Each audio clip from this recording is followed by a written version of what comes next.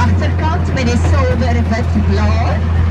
Dis natuurlijk die kooigoed wat die kooimense saam met die wilde dagga gebruik het om vir hulle matras van te plek. Ja.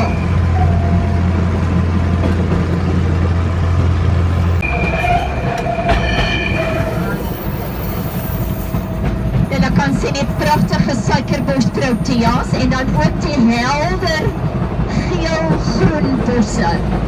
Ook deel van die proteas, die tollikiebosse.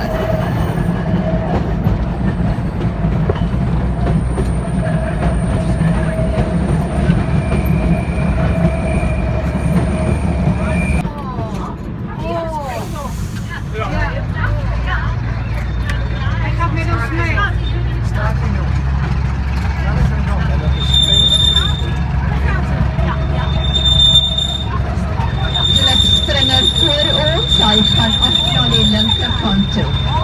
Is op in die berg aan die rug, teken donker water.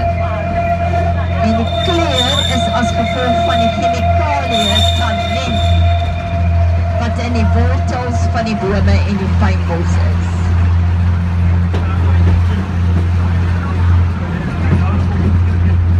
Nou die eerste waterval kom af aan ons regterkant, maar daar is eintlik regtig nie water nie, dis net sulke ou druppeltjies.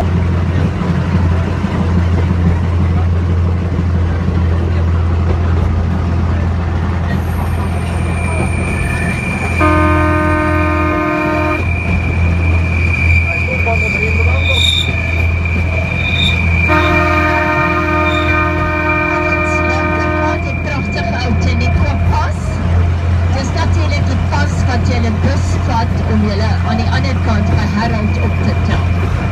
Reg voor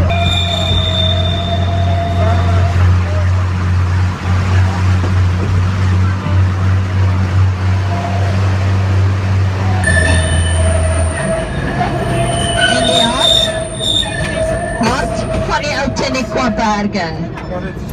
Staan maar weer op, julle is welkom, leun oor, kyk af na die linkerkant. Gewoonlik